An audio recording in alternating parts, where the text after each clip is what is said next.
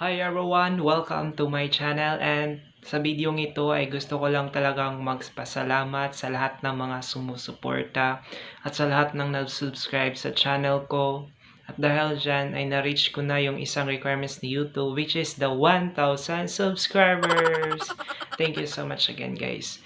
And then kung bago ka lang sa channel ko, huwag mong kalimutang mag-like, share, and subscribe my channel and click the notification bell para updated ka sa mga bago kong uploads. Ayan guys, sa video ito gusto ko rin i-share kung ano yung mga karanasan ko at yung mga ginagawa ko kung paano ko na-reach yung 1,000 subscribers. Ayan, hindi talaga madali para sa ating mga ordinaryong tao na kunin na umangat yung mga subscribers natin. Kailangan talaga natin gumawa ng paraan at of course marami talagang paraan para umangat yung subscribers natin. But before that, let's hope first the end.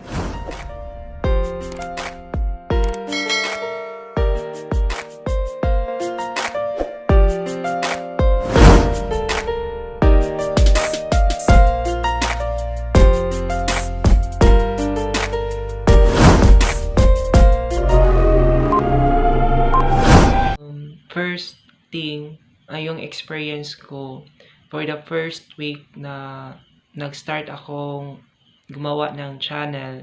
Nag-upload ako ng 2 videos and then I observed it for 1 week. Hindi talaga umangat yung yung subscribers. Wala talagang nag-subscribe sa channel ko. And then one of my friend and also my classmate in college, nag-YouTube din siya. Nag-ask ako sa kanya kung ano yung ano yung dapat gawin at ano yung ginagawa niya. And then sinabi niya, sasali ako sa mga live stream. And dahil doon, sumali ako sa live stream. I can say that it is very effective talaga. Dahil sa live stream, umangat yung subscribers ko at dahil din sa live stream, nakahanap ako ng maraming kaibigan at mga supportive na kaibigan guys. At hanggang ngayon ay patuloy pa rin silang nag-support sa akin. Maraming salamat sa inyo, sa mga naging kaibigan ko sa YouTube. Thank you so much guys sa walang sawang pagsuporta talaga. And then, yun yung first na ginawa ko. Sumali ako sa live stream sa ibang YouTuber. And then, second thing na ginawa ko is nakipag-sub to sub ako. Pumunta ako sa mga malalaking channel, sa mga malalaking YouTuber, and then nag-comment ako doon. And yun yung ginawa ko na nakipag-sub to sub ako sa mga nag-comment doon sa mga malaking channel. And then, of course, nakagain din ako ng mga subscribers. Nag-subscribe din sila sa channel ko kung iso-subscribe ko yung channel nila. Yun yung yung policy ng sub to sub. Kailangan mong i-subscribe yung channel nila para i-subscribe ka din nila. And then the third thing na ginawa ko ay sumali ako sa mga Facebook pages. Ang laking tulong din yan sa akin na umangat yung subscribers ko. Marami yan. Maraming pages sa Facebook. Maraming pages sa Facebook talaga, guys, about YouTuber. And then, yung mga vlogger na groups, sinalihan ko yan sa Facebook.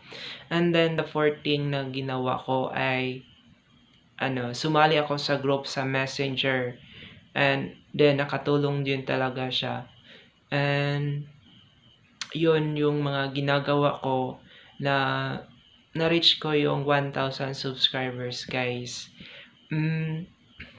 Of course, talaga, kung gusto mo talagang umangat yung subscribers mo, marami talagang paraan.